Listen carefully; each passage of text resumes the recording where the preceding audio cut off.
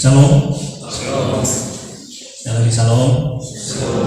Terima kasih untuk Bapak Gembala, Bapak Kris, dan Bapak Mahmud Jemaat sini, dan seluruh jemaat yang oleh anugerah Tuhan yang berkenan dengan saya untuk berbagi firman Tuhan di sini. Saya tidak tahu kenapa, tapi saya percaya itu dalam kedaulatannya Tuhan Allah. Sejak SMA itu saya dikenal sebagai pendeta, dan teman-teman selalu ganggu saya sebagai pendeta. Saya pergi ke tempat dimanapun, kesan orang pertama kalau saya pendeta, mereka panggil saya pendeta. Saya pernah mengajar di Nias, jalan-jalan di sana orang panggil saya pendeta. Saya pernah naik mobil pickup karena antar barang, supir panggil saya frater. Waktu saya S1 di Fakultas Pertanian, dosen saya dia kira saya frater. Dia tanya, Pak frater kenapa tentang sekolah di sini dan belajar di sini? Ya, saya tidak tahu kenapa. Apa mungkin itu sesuatu yang Tuhan tanam di dalam hidup saya. Dan memang waktu saya sudah kuliah di pertanian sekitar semester 3 atau semester 4, saya ingin menjadi sekolah teologi ya. Tapi waktu saya bicara ke mama bilang siapa mau bayar. Bapak sudah meninggal waktu kami sama kelas 3, dan mama hanya seorang janda, hanya tidak punya pekerjaan yang menghasilkan penghasilan harian, mingguan, bulanan, tidak ada sama sekali. Mama sebagai ibu rumah tangga dan hanya melayani di gereja sebagai presbiter. Kita istilahnya imit presbiter yang mengurus diakonia, membagi-bagi diakonia jemaat, beras bulanan, uang diakonia seperti itu. Lalu siapa yang mau bayar? Boleh.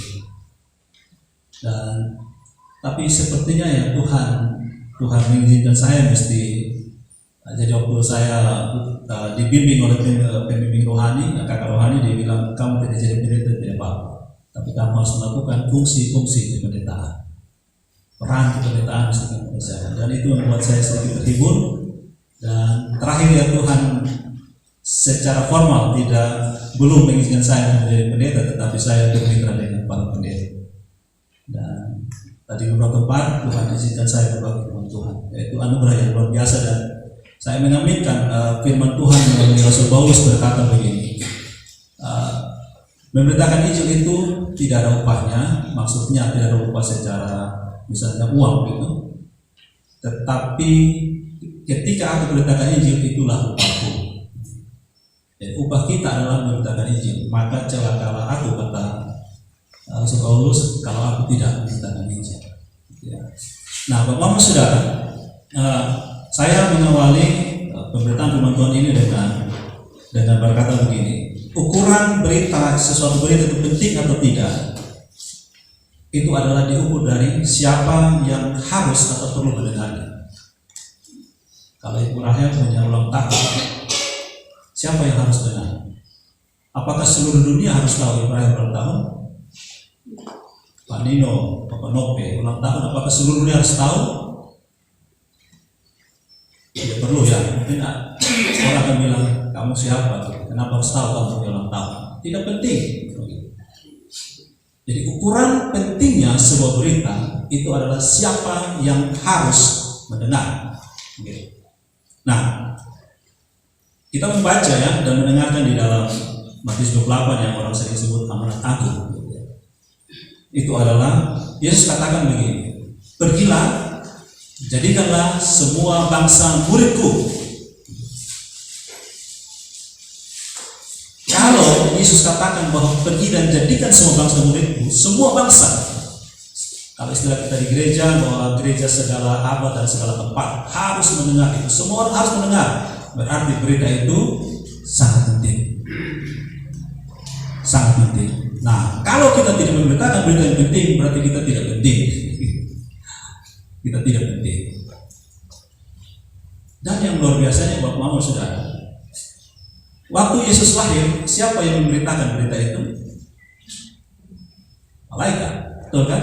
Nah, malaikat teruskan ke gembala-gembala teruskan. Waktu Yesus bangkit dari kematian, siapa yang memberitakan? Malaikat.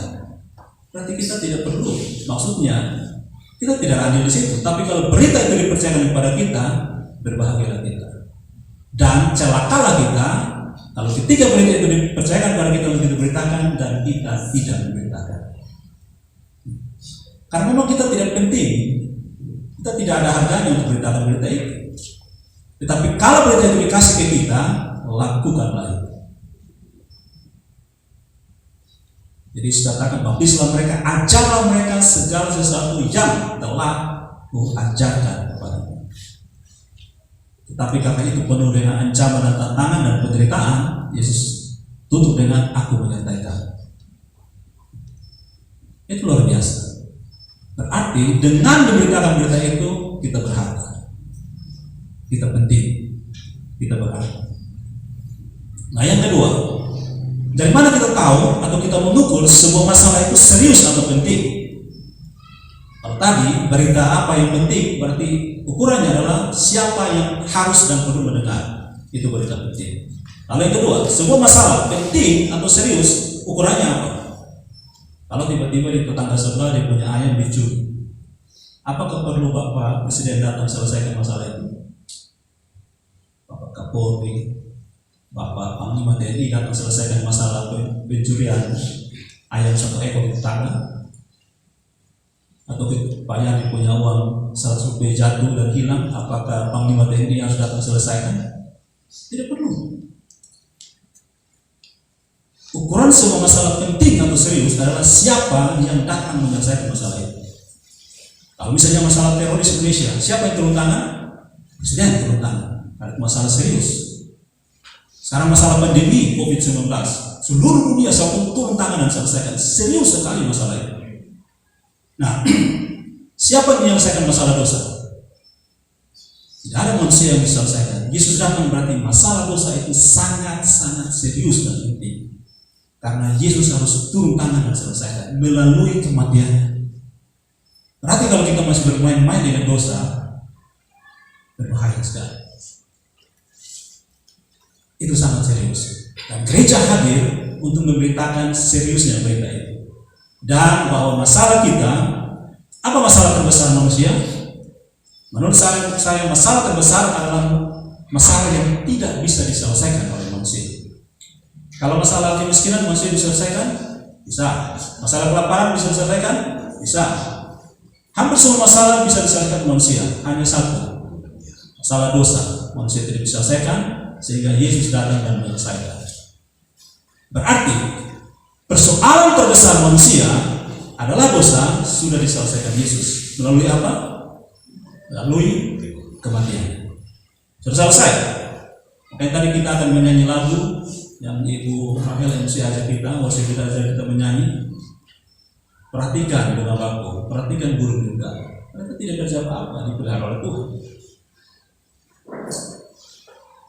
Persoalan terbesar manusia adalah dosa, sudah Yesus selesaikan melalui kematian. Berarti tidak ada lagi persoalan yang perlu kita takutkan. Setuju tidak?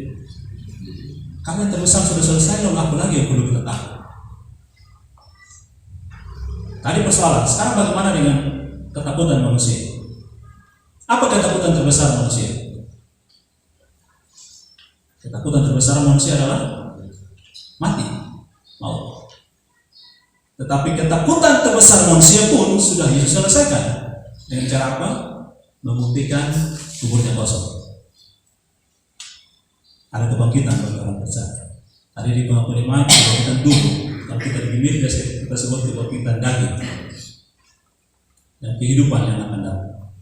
Berarti semua yang manusia tidak bisa selesaikan, semua yang paling manusia takutkan sudah selesai. Lalu apa yang perlu kita takutkan? Bahkan Yesus menutup tadi perintahnya dengan aku menyertai.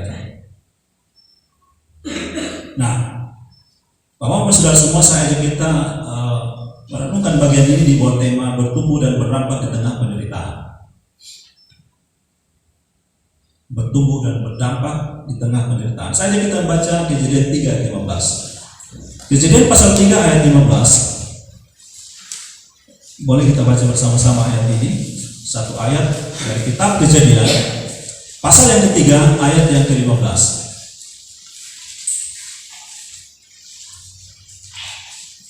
Paling enak kalau kita bawa Alkitab, istilahnya Alkitab fisik atau hard copy, karena kita akan tahu sudah ditemukan atau belum. Kalau bunyi-bunyi berarti belum ditemukan. Kalau kita bawa HP, kita kan tidak ada bunyi, kita tidak tahu. Yang Tuhan kita pakai HP Alkitab cetak. Kejadian 3:15 kita baca bersama-sama 1, 2, 3. Aku akan mengadakan permusuhan antara engkau dan perempuan ini, antara keturunanmu dan keturunannya. Keturunannya akan meremukkan kepalamu dan engkau akan meremukkan tumitnya. Sebutan tumit ini itu menurut saya sensitif bagi orang Israel, orang Yahudi. Kenapa? Ya, tumit itu menunjuk kepada Yaakov. Bahasa Ibrani-nya Yaakov. Siapa Yaakov? Kita menyebut di Indonesia Yakub.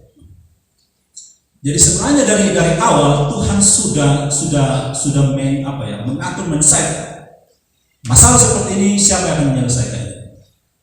Dan ketika istilah tumit ini semakin meyakinkan kita ketika kita tahu bagaimana Yakub itu dilahirkan. Dia disebut sebagai pemegang tumit. Yakov, tumit, pemegang tumit.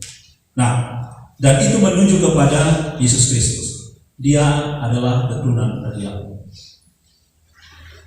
Yesus keturunan Yehuda, Yehuda keturunan dari Yakub.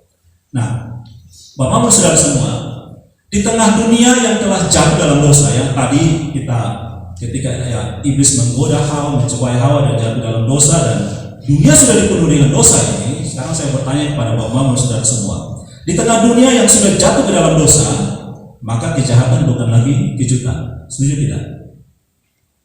Setuju atau tidak? Kalau orang masih sering terkejut dari kejahatan, itu hati-hati dia begini. Tiap hari terkejut, kaget. Justru yang harus menjadi kejutan bagi kita adalah di tengah-tengah dunia yang penuh kejahatan dan dosa ini masih ada kebaikan. Amin.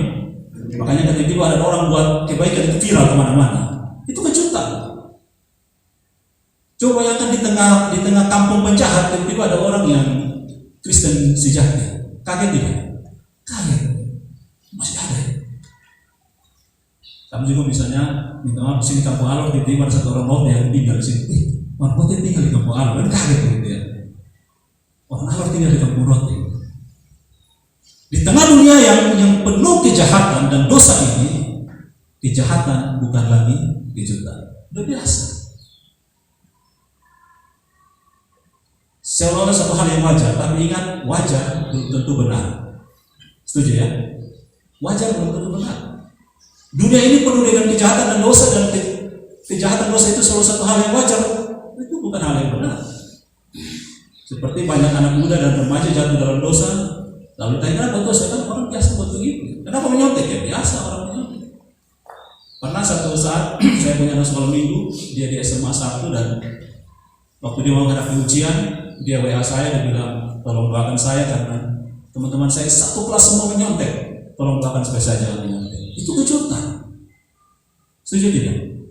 Saya waktu SMA kelas 1 kita ujian akhir sekolah, ujian semester, saya punya guru pengawas, dia bagi soal, kita semua terima soal, dia bagi lembar jawab, kita semua terima, lalu dia tarik semuanya orang, dia tutup pintu, dia keluar, mau nyontek terserah. Itu ujian imam. Kita punya mandi uji, dia keluar, maunya kebetulan tidak urus. Pas selesai jam ujian, dia datang dipukul, dia bawa selesai. Justru yang harus membuat kita terkejut adalah begini. Ketika Bapak Mama tadi bangun pagi dan tahu bahwa mau ke gereja, bangun cepat-cepat, terburu-buru, lalu setelah mandi dan siap pakaian semua menghadap cermin, lalu Bapak Mama saudara melihat luar biasa ya. Masih ada orang berdosa yang hidup di hari ini.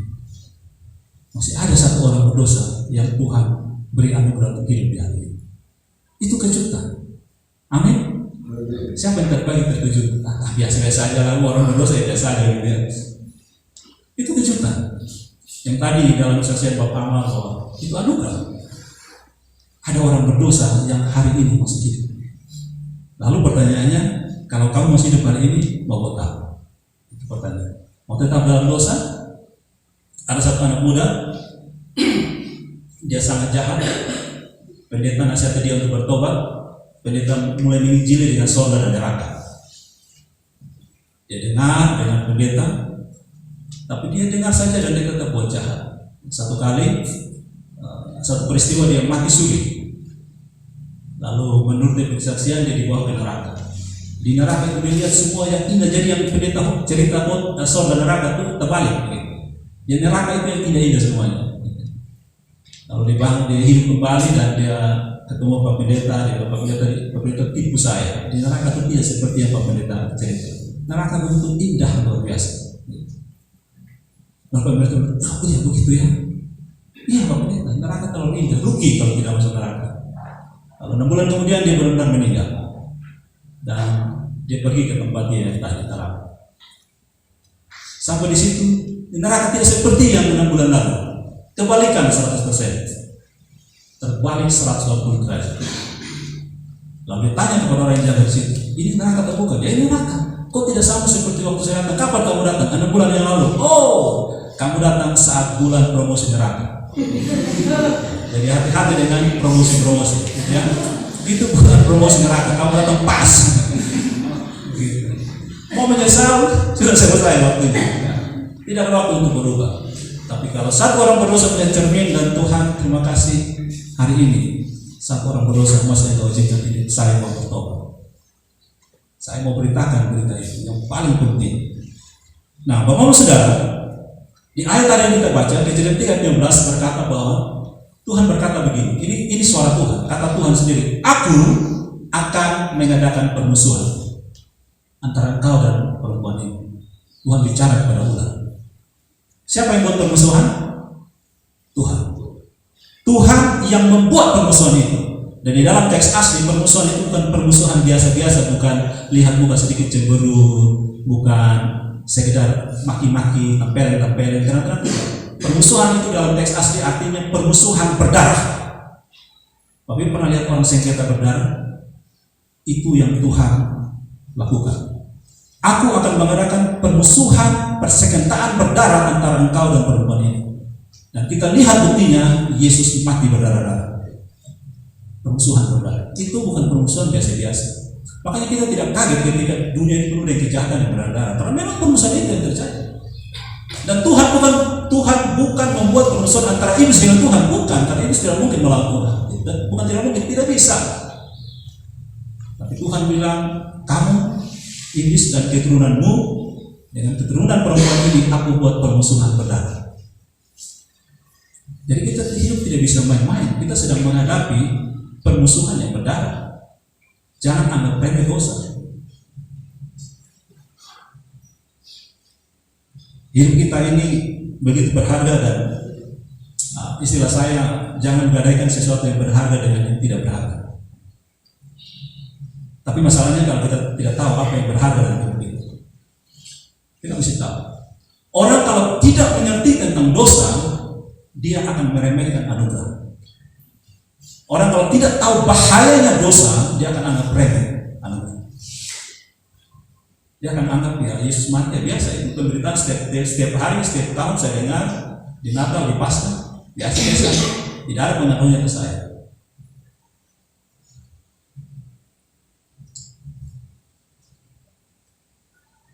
Dan iblis memanfaatkan dunia yang semakin dikuasai oleh dosa ini untuk mencobai dan menjatuhkan manusia. Bagaimana cara iblis mencobai dan menjatuhkan manusia? Satu, pasti iblis menggunakan penderitaan itu untuk menjatuhkan manusia. Jadi cara pandang iblis dan cara pandang Tuhan berbeda. Penderitaan itu dipakai iblis untuk menjatuhkan manusia, membuat alasan untuk manusia berbuat dosa. Tapi Tuhan menggunakan penderitaan itu untuk menguji manusia.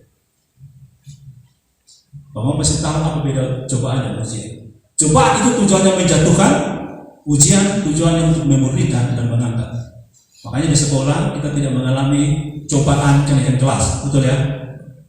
Betul ya apa maksudnya? Tidak ada cobaan kenaikan kelas. Yang ada apa? Ujian kenaikan kelas. Diuji untuk kamu punya kualitas sampai di mana supaya kamu naik kelas. Itu yang Tuhan rancangkan melalui penderitaan yang kita alami. Jadi kalau kita mengalami penderitaan, berbahagialah. Tetapi ada dua jenis penderitaan. Penderitaan yang dicari sendiri, penderitaan yang dari Tuhan. Tetapi saya mengingat satu hal yang luar biasa ya, dalam anugerah dan kedaulatan Allah. Kita pasti tahu tentang mungkin ada kita yang menghafal Yeremia 29 ayat 11. Yeremia 29 ayat 11 berkata begini, ini sering menjadi ayat penghiburan bagi banyak orang. Sebab aku tahu rancangan-rancangan apa yang ada padaku mengenai kamu, yaitu rancangan damai sejahtera dan bukan rancangan kecelakaan, untuk mendatangkan masa depan yang penuh harapan. Kapan firman Tuhan ini datang? Firman Tuhan ini datang ketika bangsa Israel itu dibuang ke Babel. Kenapa mereka dibuang ke Babel? Karena dosa mereka menyembah berhala, melawan Tuhan, bersinah dengan meninggalkan Tuhan. Tetapi di tengah-tengah penderitaan yang mereka terima akibat kesalahan mereka pun, Tuhan katakan, aku punya rancangan dalam sejahtera. Makanya Tuhan beritakan melalui Yeremia, kasih tahu mereka harus pergi ke Babel. Siapa yang tidak pergi ke Babel, yang tetap tinggal di Yerusalem di Yehuda, aku akan hajar mereka habis. Jadi rancangan Tuhan mereka harus dibuang ke Babel. Nah, kita tidak mengerti kenapa itu bisa terjadi. Tetapi itu dalam kedaulatan Allah. Seperti Bapak tahu kenapa Ayub menderita? Apakah karena Ayub berdosa? Menurut teman-teman Ayub, mereka melihat Ayub punya penderitaan karena apa? Menurut mereka karena Ayub berdosa dan Ayub harus bertobat. Tapi ternyata di dalam kerajaan Allah, Allah yang mengizinkan itu terjadi. Banyak kali kita tidak tahu gitu, kenapa kita menderita. Tapi satu hal yang menjadi iman kita adalah Tuhan Allah yang berdaulat atas segala kehidupan kita. Ketika ada kesempatan bertobat, bertobat. Nah, iblis selain menggunakan penderitaan, dia menggunakan sesuatu yang menjadi kebutuhan dasar manusia. Apa kebutuhan dasar manusia? Ada seorang psikolog Amerika yang sangat terkenal, Bapak mungkin pernah dengar, namanya Abraham Maslow. Dia seorang psikolog dari Amerika. Dia pernah meneliti dan membuat hierarki kebutuhan dasar manusia. Menurut dia, kalau kebutuhan yang dasar ini tidak terpenuhi, orang tidak akan bisa memenuhi kebutuhan yang di atas. Apa itu kebutuhan yang paling dasar dari manusia? Kebutuhan yang paling dasar dari manusia adalah kebutuhan fisiologis. Apa itu? Yaitu makan, minum, pakai. Kalau orang tidak terpenuhi makan, minum, pakai, dia akan tidak bisa memenuhi kebutuhan kasih, kebutuhan bersosial, bahkan sampai kebutuhan mengaktualisasi diri, menunjukkan kemampuannya. Makanya kita sering lihat orang kadang-kadang tidak peduli dengan hal yang lain, yang penting cari makan, minum, pakai. Sehingga kalau dia punya makan, minum, pakai tidak terpenuhi, dia akan bikin begitu banyak masalah. Yang penting dia bisa makan, minum, pakai. Itu menurut dunia ini kebutuhan dasar, sehingga iblis pakai itu menjadi alat cobaan yang paling efektif di tangan iblis. Buktinya mana? Hawa dicobai dengan apa? Makanan. Betul kan? Orang Israel di padang gurun dicobai dengan apa? Makan, minum. Dia datang kepada Yesus, dicobai dengan apa? Makan. Kepopuleran. Dia hajar iblis dengan apa? Materi semuanya. Jadi kalau kita hidup masih di dalam persoalan itu, kita akan menjadi mainan iblis ke depan. Tapi Yesus datang menantang kita, mengajak kita, naikkan standar hidupmu, bukan soal makan, minum, pakai. Makanya dia bicara tentang hal kekhawatiran di dalam umat Islam. Semua itu dicari oleh bangsa-bangsa yang tidak kenal Allah. Tapi kamu, Bapamu memelihara kamu. Makan, minum, pakai di dalam Tuhan itu tambahan, bukan kebutuhan dasar. Apa yang paling utama? Ayat 33 dari Matius 6. Carilah dahulu kerajaan Allah dan kebenaran. Dalam bahasa Yunani-nya Basilea dan Dikaiosunai. Kebenaran dalam Alkitab dalam bahasa Yunani itu ada dua, Aletheia dan Dikaiosunai. Aletheia itu adalah kebenaran itu Allah itu sendiri. Yesus katakan, akulah jalan dan aletheia. Akulah jalan dan kebenaran. Dalam Yohanes 11 ayat 17 dalam doa Yesus dikatakan, kuduskanlah mereka dalam kebenaran, firman-Mu adalah kebenaran. Kuduskanlah mereka dalam aletheia, firman-Mu adalah aletheia. Tapi di kayu sunai itu adalah kebenaran dalam arti dibenarkan atau hidup yang berkenan kepada Allah. Jadi Yesus katakan, carilah kerajaan Allah dan hidup yang berkenan kepada Allah. Apa itu hidup yang berkenan kepada Allah? Tak usah persoalkan soal makan minum pakai. Kalau kita hidup hanya tiap hari bergelut di makan minum pakai, hidup kita seperti orang yang tidak kenal Allah. Kenapa? Karena kita akan menjadi mainan iblis dan kita akan hancur-hancuran. Kita tidak akan peduli dengan Tuhan. Orang sering bertanya, bagaimana saya beribadah kalau perut saya kosong? Bagaimana saya bisa menyembah Allah kalau saya lapar? Bagaimana saya bisa beribadah kalau saya tidak punya rumah? Dan itulah yang diributkan oleh orang saleh pada guru. Kamu perhatikan baik-baik cara Allah pelihara kita. Ketika kita tidak bisa melakukan apa-apa, dia bisa saja membuat mujizat. Tapi ketika kita bisa melakukan sesuatu, dia tidak akan serta-merta kasih kita mujizat. Contoh, ketika bangsa Israel ada di padang gurun, mereka alami mujizat tidak? Mereka alami mujizat. Karena mereka tidak bisa menanam dan bisa makan. Orang tidak bisa menanam di padang gurun. Orang tidak bisa tanam gandum untuk bisa makan roti. Makanya Allah turunkan mana dari surga. Orang tidak bisa serta-merta makan itu binatang-binatang di mana di padang gurun. Allah berikan burung puyuh. Tapi firman Allah katakan, ketika mereka masuk setelah Yosua pimpin mereka masuk tanah Kanaan, ketika mereka injak tanah perjanjian, mana tidak perlu lagi. Mereka harus menanam sendiri. Dan dari situ mereka bisa makan dan minum. Karena Tuhan katakan tanah perjanjian, tanah yang berlimpah-limpah susu dan madu. Mereka harus berusaha. Jadi kita jangan hanya menuntut Tuhan mujizat padahal kita tidak buat apa-apa. Nah, punya tangan, punya kaki, punya pikiran, punya otak, punya kesempatan, punya energi, punya sumber daya, lakukan semuanya itu. Tuhan bilang, aku menyertai kamu. Tetap dia ingatkan dalam Yeremia 17:17, diberkatilah orang yang mendengarkan. Dalam Matius Mazmur 1 dikatakan, orang yang berbahagia adalah apa? Mereka yang merenungkan firman Tuhan. Kesukaannya merenungkan firman Tuhan siang dan malam. Dan Tuhan janji kepada Yosua, renungkan firman itu siang dan malam. Renungkan Taurat itu siang dan malam, engkau akan berhasil dan beruntung kemanapun engkau pergi. Jadi Bapak Saudara, hari ini Tuhan ingatkan kita, mari naikkan standar hidup kita.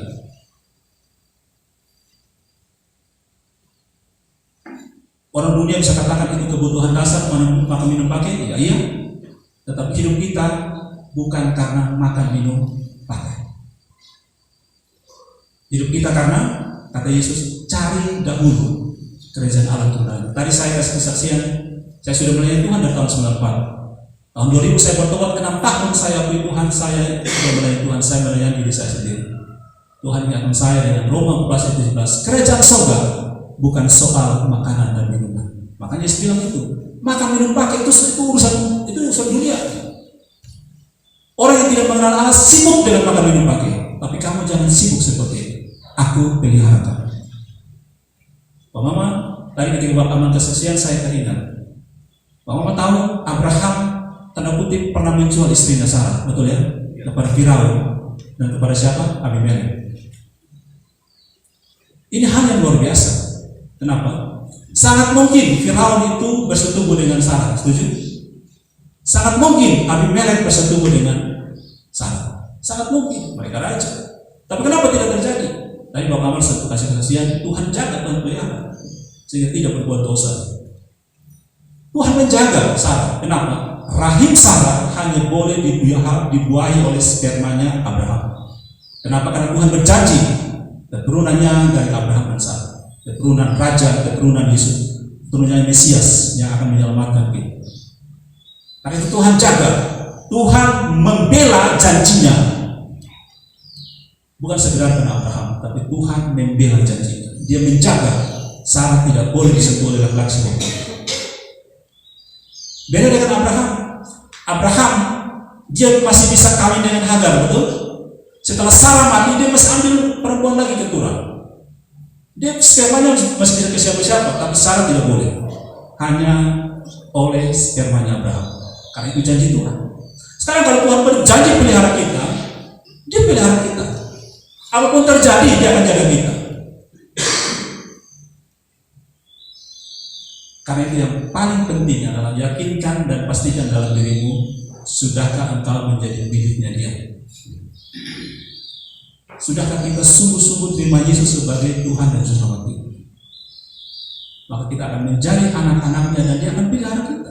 Apapun terjadi, dia pelihara kita. Sebab apa? Persoalan yang tidak bisa kita selesaikan, dia sudah selesaikan. Apa yang paling kita takutkan, dia sudah selesaikan. Ada orang yang ketika sakit, dia menangis-nangis kepada Tuhan. Tuhan, saya sakit, Tuhan tidak peduli, Tuhan tidak sembuhkan saya. Saya punya banyak masalah, Tuhan tidak peduli saya. Saya tinggalkan Tuhan. Lalu Yesus datang kepada dia sambil pikul salib. Apa yang belum saya lakukan untuk kamu?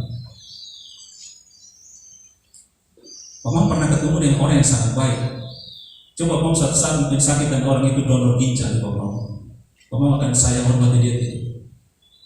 Orang berikan anggota tubuhnya untuk kita, itu kita akan hormati dia luar biasa. Apalagi ini Yesus berikan nyawanya untuk kita. Apa yang dia tidak kasih ke kita? Dia telah berikan segala-galanya untuk kita.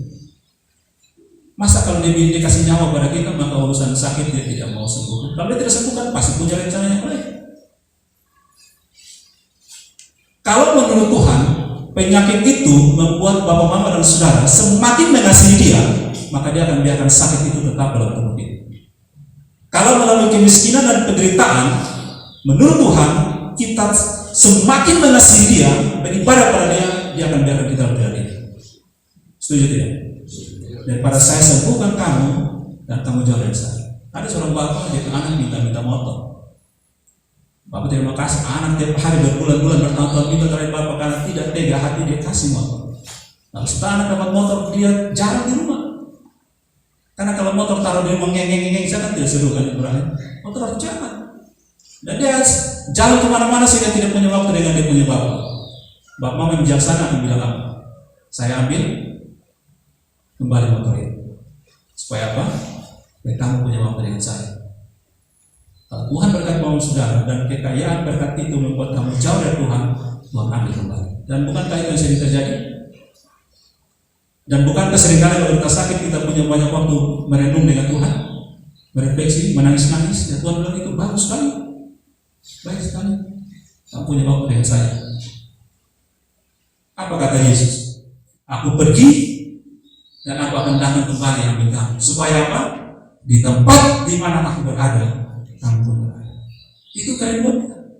Relasi itu kerinduan dia. Kamu punya waktu dengan saya. Sehingga kalau kita tidak punya waktu dengan Tuhan, kalau dia sangat mengasihi kita, dia akan hajar kita. Makanya firman Tuhan katakan apa? Barang siapa aku kasihi, dia bertegur dan aku hajar. Dengan kata hajar ini tidak. Bapak bilang dia hajar belum tahu, itu suka aku belum tahu. Dia tidak saja bertegur, tegur masih lama, aku hajar kamu, supaya kamu tahu aku sangat mengasihi kamu. Bahkan luar biasa, kita yang berdosa, anaknya yang dihajar.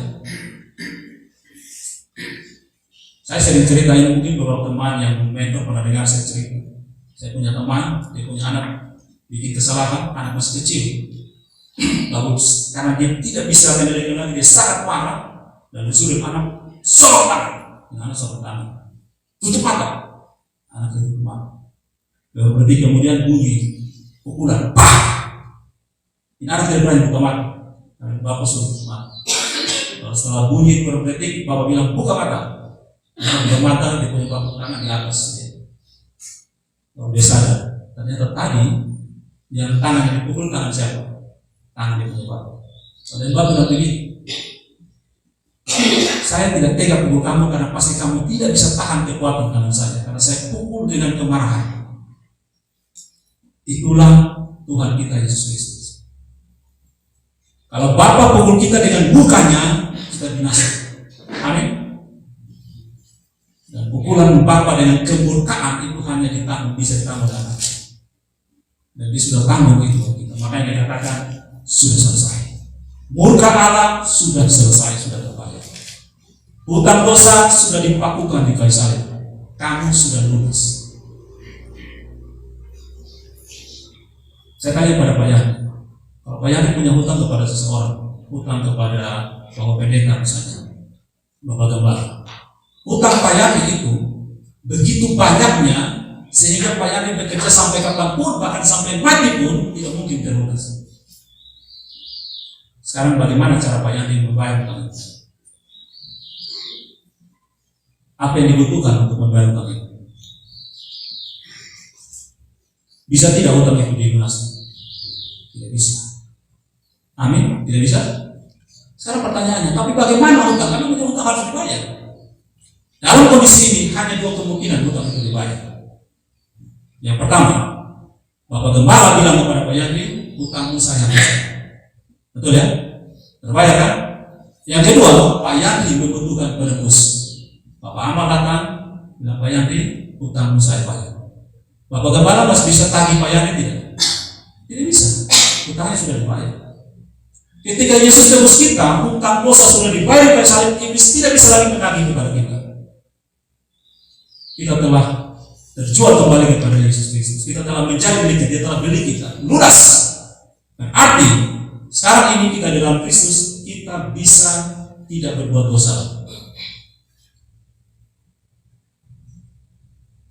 Ada kemungkinan dan ada kuasa kita untuk menolak dosa. Karena kita orang merdeka. Kita orang merdeka dalam Tuhan.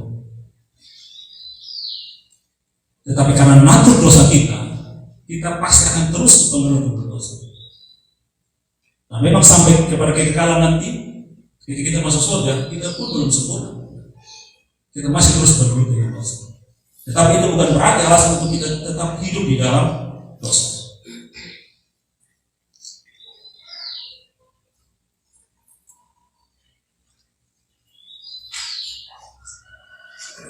Dan kita bersyukur Bapak-Bapak Saudara bahwa di dalam Kristus tadi ayat penuntun yang dibaca oleh Bapak Gembala tadi, Yohanes 6 ayat 9, firman Tuhan berkata bahwa pekerjaan yang Allah inginkan dari kita, yang Allah kehendaki adalah percaya kepada Kristus. Itu pekerjaan yang harus kita kerjakan. Ketika Yesus bicara di dalam Yohanes 6, dia bercakap-cakap ya, banyak pertanyaan-pertanyaan orang Yahudi yang pertanyaan yang cukup keras sampaikan kepada Yesus. Lalu Yesus mereka bertanya, lalu pekerjaan apa yang harus kita lakukan?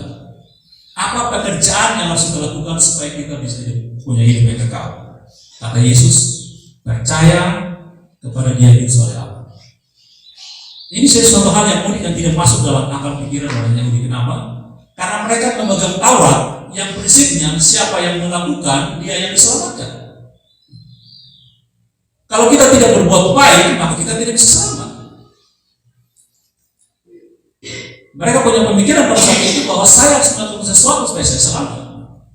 Untuk punya hidup kekal, saya harus buat sesuatu. Itu pemikiran mereka.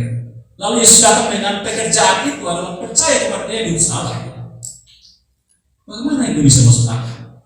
Kita bandingkan misalnya dengan Efesus 2 ayat 8 dan 9. Efesus 2 ayat 8 dan 9, firman Tuhan berkata bahwa sebab oleh karena kasih karunia kamu diselamatkan oleh iman. Itu bukan hasil usahamu. Itu pemberian Allah. Jangan ada orang yang menyembuhkan diri. Yesus telah melakukan pekerjaan yang harus kita lakukan. Makanya kita katakan Yesus menggenapi hukum Taurat. Semua tuntutan dalam hukum Taurat Yesus genapi. Dia menjadi wakil kita, wakil manusia di hadapan Allah, menerima murkanya Allah. Jadi pekerjaan kita cuma satu, percaya kepada apa yang Yesus telah lakukan. Karena Dia telah mewakili kita semua. Seperti tadi, kalau hutang Pak Yandri sudah dibayar, kita tidak punya kerja lagi untuk bayar hutang. Hutangnya sudah dibayar, tapi Pak Yandri mesti percaya kepada Bapak Amal yang sudah membayar hutang itu. Ya, terima kasih Bapak Amal sudah bayar hutang saya. Bapak Yandri sudah lunas kan? Iya, sudah lunas. Berarti hari ini saya tidak punya hutang lagi. Iya, percaya kepada hutang. Pekerjaan kita adalah percaya kepada apa yang Yesus sudah lakukan. Nah, pertanyaannya, seberapa sungguh hati kita percaya? Percaya di otak atau percaya di hati? Kamu bisa tahu, bisa bedakan ya. Percaya hanya di otak, di hati itu beda. Orang kalau hanya percaya di otak, ketika datang tipu muslihat dia hancur. Betul ya? Seperti suami istri, kalau sudah percaya di hati, lu mau ngomong apapun saya tidak percaya. Tiba-tiba ada, minta maaf Pak, tiba ada orang bilang, Pak aku sudah berselingkuh di sana. Pak pasti tidak percaya. Kenapa? Karena saya percaya istri dengan hati, bukan hanya dengan otak. Saya tahu dia seperti apa. Dia tidak mungkin melakukan itu. Kalau kita percaya kepada Yesus dengan segenap hati, Iblis mau tipu apapun yang kita bilang tidak. Tantangan kita orang Kristen saat ini adalah kita seringkali menuntut melihat tangan Allah bekerja dalam hidup kita. Makanya kita meminta mujizat dan segala macam. Tapi ketika kita tidak bisa melihat tangan Allah bekerja, percayalah hatinya. Nah, itu menjadi masalah kita. Banyak dari kita sulit percaya hatinya Allah. Makanya iblis datang itu selalu dia, ketika dia datang pada Hawa dia bilang, jangan percaya yang Allah ngomong. Makanya seringkali kalau kita datang ke gereja, kita dengar khotbah, mungkin di YouTube, dimanapun, mungkin iblis tipu kita dengan begini, dengar ya om, tapi saya percaya. Sehingga ketika di dalam gedung gereja kita dengar, keluar pintu gereja kita tidak percaya apa yang disampaikan oleh firman Allah. Bukankah masalah kekristenan mulai dari kejadian sampai wahyu sampai sekarang sampai nanti Tuhan datang, masalah kekristenan cuma satu, penyesatan. Karena senjata iblis adalah dusta. Dia menyesatkan orang. Nah sekarang saya tanya, Bapak Saudara, dari mana kita tahu uang itu asli? Saya minta izin kasih tunjuk satu uang, bukan saya mau kasih tunjuk saya punya uang banyak, tidak. Saya mau buktikan ilustrasi ini. Ini uang 20.000. Kalau saya bilang ini uang asli, Bapak Saudara percaya tidak? Ibrahim percaya ini uang asli bukan palsu. Lalu saya tanya Ibrahim, dari mana Ibrahim tahu ini uang asli? Dan saya bilang, ya Ibrahim percaya saya. Kita tahu uang asli atau palsu cuma dengan satu cara, kenalah uang asli. Karena yang palsu selalu berubah. Kita pelajari uang palsu ciri khas ini, besok berubah lagi dari ciri khas. Untuk mengetahui sesat atau tidak, kenalah kebenaran. Maka semua yang datang di luar kebenaran adalah sesat. Makanya saya katakan semua yang datang sebelum aku adalah pencuri. Kenalah aletheia itu. Maka semua yang datang di luar itu adalah penyesatan. Masalah kita baca kitab atau tidak, renungkan atau tidak siapa yang malam. Bapak Mama Saudara, kata asli renungkan itu mirip mungkin Bapak kalau pernah lihat apa? Sapi memang mau biak, betul ya? Sapi itu mau biak kan? Dia makan, dia buang, dia punya lagi, makan punya lagi, buang punya lagi, buang punya lagi, sampai sarinya dia dapat. Itu terjemahan dari merenungkan firman Tuhan sendiri. Jadi renung itu bukan hanya dengar, analisa, pikir, kritisi, tanya, tidak ada salahnya. Tuhan tidak parah kita untuk mengkritisi firman Tuhan. Justru Bapak Saudara, saya mau katakan begini, keraguan beda dengan tidak percaya. Kalau tidak percaya, itu membawa kita kepada binasa. Tapi kalau suatu saat, misalnya Bapak masih meragukan tentang sesuatu informasi, apa yang Bapak lakukan? Bapak akan cari tahu benar atau tidak. Betul ya? Jadi keraguan itu mendorong kita untuk mencari tahu kebenarannya. Tapi kalau tidak percaya, kita stop, tidak melakukan apa lagi. Saya tidak percaya dengan berita ini. Apa kita mau cari tahu lagi? Tidak. Nah seringkali Tuhan izinkan kita itu ada dalam keraguan, bertanya-tanya. Nah dengan cara itu Tuhan mau membawa kita untuk cari tahu yang benar seperti apa. Makanya dalam Alkitab kita akan mendengar banyak sekali keraguan-keraguan. Thomas ragu tidak? Dia ragu tapi tetap dia akan mencari tahu yang benar seperti apa. Lalu Isa ketemu dengan dia. Abraham saja dia ragu begitu dengan apa yang Tuhan katakan bahwa dia akan punya anak. Tapi dia tetap percaya kepada Tuhan. Di dalam penderitaan, iblis akan membawa kita kepada hal seperti itu. Tapi Tuhan di dalam kedaulatan anugerahnya, dia membimbing kita untuk menemukan kebenaran. Nah, saya tutup dengan bagian ini Bapak Saudara. Kebiasaan kita manusia ini, seringkali ketika kita menghadapi penderitaan, kita menghadapi tantangan, kita menghadapi masalah, kita berusaha untuk menyelesaikan itu. Dan itu wajar-wajar saja. Tetapi kebenarannya Allah telah memilih dan menetapkan untuk masalah itu sayang saja. Ketika Adam dan Hawa tahu mereka telanjang, kita bilang mereka apa? Mereka malu. Setelah mereka malu, apa mereka lakukan? Mereka berusaha menutup rasa malu itu. Mereka ambil daun ara, dibuat pakaian untuk menutup rasa malu. Mereka berusaha menyelesaikan mereka punya masalah. Tetapi Tuhan datang, Tuhan bilang, Adam dan Hawa, masalah kamu saya yang selesai. Lalu yang Tuhan buat, dia membuat pakaian bagi mereka dari kulit binatang. korban yang pertama terjadi. Masalah kamu saya selesai. Abraham dan Sarah ketika mereka menanti janji Tuhan dan janji itu belum tergenapi, apa yang mereka lakukan? Sarah bilang kepada Abraham, ambil Hagar. Dan biasa kita kan begitu budaya kita. Kata untuk Sarah pada Abraham. Budaya kita kan begitu.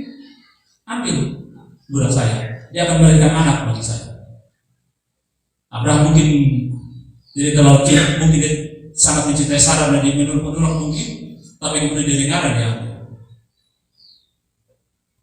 Abraham dan Sarah berusaha untuk mendapatkan janji Tuhan dengan cara mereka.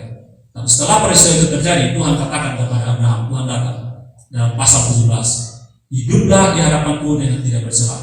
Akulah El Shaddai. Akulah Allah yang Maha Kuasa. Hiduplah di hadapanku dengan tidak bercelah. Kita seringkali berusaha menyelesaikan masalah kita. Itu wajar saja. Tetapi ingat, masalah kita hanya diselesaikan oleh Allah. Percaya kepada Dia. Kisah Yakub dengan Ribka. Dari dalam rahim Ribka, Tuhan sudah bilang anak yang muda akan menjadi hamba, anak yang tua akan menjadi hamba. Nubuatan sudah terjadi. Tetapi Ribka dan Yakub berusaha untuk mendahului Tuhan, memenuhi janjinya. Akhirnya apa yang terjadi? Itu masalah. Mereka sebagai satu keluarga harus terpecah sekian tahun. Kita seringkali berusaha menyelesaikan itu. Makanya nasihat dalam Yeremia 17 ayat 5 dia bilang apa? Terkutuklah orang yang mengendahkan manusia, mengendahkan kekuatan. Tapi ayat 7 dia bilang diberkatilah orang yang mengendahkan kekuatan. Boleh saja kita punya rencana usaha untuk menyelesaikan masalah penderitaan. Tetapi nasihat di dalam kitab surat Yakobus dia bilang apa?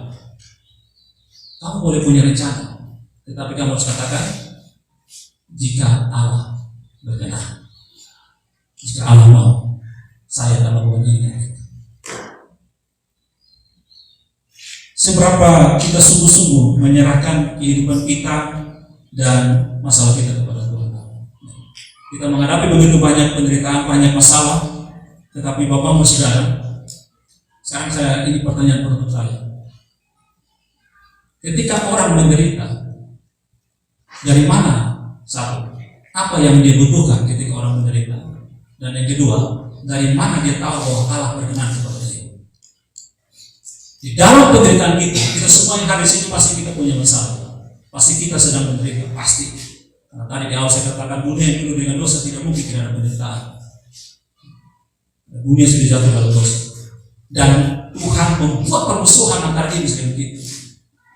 Penuh dengan tantangan dan masalah, pasti. Tapi sekarang saya bertanya, ketika kita menderita, apa yang kita butuhkan? Dan dari mana kita tahu bahwa Allah berkenan kepada kita di dalam pergumulan penderitaan? Ketika orang lapar, apa yang dibutuhkan? Makanan. Ketika orang haus, apa yang dibutuhkan? Minuman. Ketika orang tidak punya uang, apa yang dibutuhkan? Uang. Ketika orang sakit, apa yang dibutuhkan? Sembuh. Ketika orang menderita, seringkali kita perlu berdoa seperti itu. Tuhan, angkat penderitaan dari saya. Betul? Tuhan, saya tidak sanggup lagi. Makanya dalam lagu dulu, aku tak sanggup lagi menerima semua ini. Tuhan, saya tak sanggup lagi. Angkat penderitaan saya. Saya tidak kuat lagi. Tuhan tidak mengasihi saya. Saya dulu pernah sakit dan saya pernah berdoa ketika saya stres dengan sakit saya dalam kesaksian. Saya pernah sampai di titik saya bilang pada Tuhan, kalau Tuhan tidak sembuhkan saya percaya Tuhan tidak ada. Itu saya ngomong dengan sungguh-sungguh. Tapi Tuhan telah mengasihi saya dan Dia menyembuhkan saya tanpa sentuhan obat maupun dokter. Dan saya bisa hidup sampai hari ini. Puji Tuhan. Ketika kita menderita, apa yang kita butuhkan? Yang kita butuhkan adalah di tengah-tengah dunia yang penuh dosa, kejahatan dan penderitaan ini, yang kita butuhkan adalah penghiburan. Amin. Penghiburan. Karena kita tidak mungkin menghindar dari penderitaan. Dan dari mana kita tahu bahwa Allah berkenan kepada kita? Dari jumlah penghiburan yang kita terima dari Allah. Mari kita baca ayat untuk menutup renungan ini. 2 Korintus 1 ayat 3 sampai 5. 2 Korintus 1 ayat 3 sampai 5. Firman Tuhan berkata begini. Terpujilah Allah Bapa Tuhan kita Yesus Kristus, Bapa yang penuh belas kasihan dan Allah sumber segala penghiburan, yang menghibur kami dalam segala penderitaan kami, sehingga kami sanggup menghibur mereka yang berada dalam bermacam-macam penderitaan dengan penghiburan yang kami terima sendiri dari Allah. Sebab sama seperti kami mendapat bagian berlimpah-limpah dalam kesengsaraan Kristus, demikian pula oleh Kristus kami menerima penghiburan berlimpah-limpah. Amin. Bapak-bapak saudara, dari mana kita tahu Allah berkenan kepada kita dalam penderitaan kita? Yaitu melalui penghiburan yang kita terima dari Tuhan. Ketika kita sakit, misalnya tiba-tiba ada yang jemput kita, mendoakan kita, itu penghiburan yang Allah beri. Ketika kita mungkin lapar, mungkin tidak punya uang juga, mungkin tidak punya makanan juga, tapi kita masih bisa bersyukur pada Tuhan. Bukankah itu penghiburan? Ketika kita sedih, bisa tiba-tiba ada orang yang mendengar jalan kita dan dia sharing dengan kita, mungkin dia berdoa kita. Bukankah itu penghiburan? Ketika kita menderita dan gereja masih terbuka bagi kita untuk kita datang dan mencari Tuhan, bukankah itu penghiburan? Jangan mengukur kebaikan Allah dengan berkat uang, makan, minum, pakai. Kita sesat. Kita akan menjadi mainan iblis. Mau tahu menjadi mainan seperti apa? Seperti anak muda yang sering dikasih PHP. Mau tahu PHP? Di akhir tahu anak muda punya PHP. Pengharapan, memberi harapan palsu, menyakitkan, dijanji tapi tidak dikasih. Allah, ketika tadi saya bilang kita bangun tidur, kita lihat di cermin, Tuhan terima kasih, masih ada orang berdosa yang Tuhan izinkan hidup. Bukankah itu penghiburan? Penghiburan yang berlimpah-limpah, tujuan untuk apa? Bukan berhenti di situ, supaya Bapak-Bapak saudara, supaya kita bisa menghibur orang lain. Yesus berkata dalam khotbah di bukit, diberkatilah orang yang berduka cita karena mereka akan dihibur. Hanya orang yang pernah berduka cita yang tahu bagaimana menghibur orang yang berduka cita. Amin. Kemarin kita ada di Batu Putih, kita bisa bicara di foto, lalu ada yang bilang biasanya penonton lebih jago dari pemain, tapi ketika dia turun bermain kacau semua. Hanya penonton, hanya pemain yang bisa mengajari orang bagaimana cara bermain. Karena itu Allah lebih suka bahwa kita pada penderitaan supaya apa? Kita dibentuk, mengenal Dia, mengasihi Dia, dan kita bisa mengikuti orang lain yang menderita. Dan kalau penderitaan itu membuat kita semakin mengenal dan mengasihi Allah, Allah lebih suka kita ada di penderitaan ini.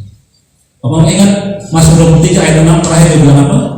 Dan aku akan diam dalam rumah Tuhan sepanjang masa. Tetapi ayat 6 itu pasti tidak muncul dengan sendirinya. Ada ayat 4 yang muncul. Dia bilang apa? Sekalipun aku berjalan dalam lembah kekelaman, aku tidak takut bahaya, bukan karena aku jago, bukan karena aku hebat, bukan karena aku punya backingan yang kuat, tetapi karena Engkau besertaku. Dan karena Engkau besertaku, maka aku akan diam dalam rumahmu sepanjang masa.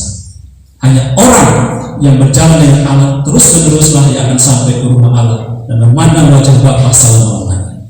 Karena itu, di tengah penderitaan, mari kita terus berjalan dengan Tuhan.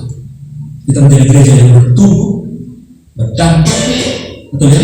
Bertambah dan berdampak.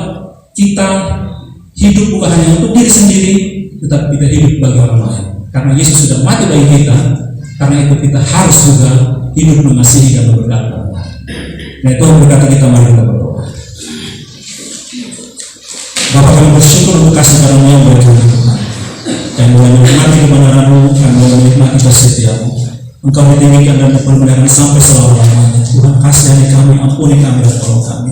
Jika Engkau mendapati kami selama ini belum sungguh-sungguh hidup mengasihi Tuhan, belum sungguh-sungguh mengenal Tuhan, kalau kami masih lebih sibuk dengan makan minum pakai sehari-hari, dan kami merendahkan Tuhan, kami mencobai Tuhan, kami menyakiti Tuhan, kami mohon ampun. Tuhan, ajar kami. Kami belum sungguh-sungguh menerima Kristus sebagai Tuhan sama pribadi. Biar Roh Kudus mencapai kita, membuka hati kami, tolong kami, supaya kami menjadi milik Allah selama-lamanya. Kami terus berjalan dengan Allah di tengah-tengah penderitaan, supaya kami menjadi gereja yang bertumbuh, bertambah dan berdampak bagi kemuliaan Allah. Kami menjadi gereja yang memberkati sesama, memuliakan nama Yesus Kristus yang adalah dasar dan kepala gereja. Terpujilah nama Tuhan Allah di dalam Kristus, dalam persekutuan yang Roh Kudus-Mu sampai selama-lamanya. Amin.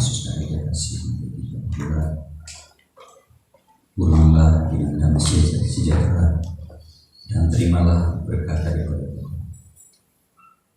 Kasih sayang daripada Bapa di surga, anugerah di dalam nama Yesus Tuhan Juru Selamat kita, dalam tuntunan kuat kuasa Roh-Nya yang kudus, akan menghibur menguatkan selalu dalam menghadapi berbagai macam tantangan dan penderitaan hidup. Engkau akan diberi kemenangan dari hari lepas hari sampai pada masanya ketika dia datang ke dalam dunia, dia akan menjemput saudara dan saya sebagai saleh-saleh. Haleluya, haleluya. Amin. Silakan duduk. Saat itu dia datang.